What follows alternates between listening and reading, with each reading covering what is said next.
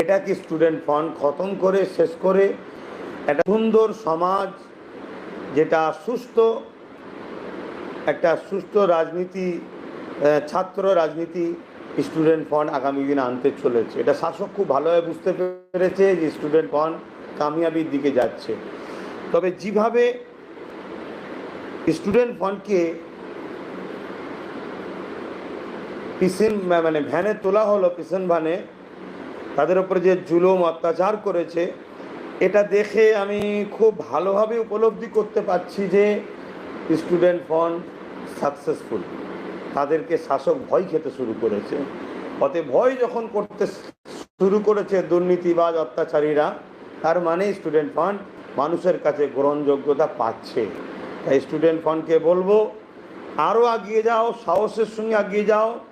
কেন শিক্ষা দেশ, সমাজ, জাতির ভবিষ্যৎ।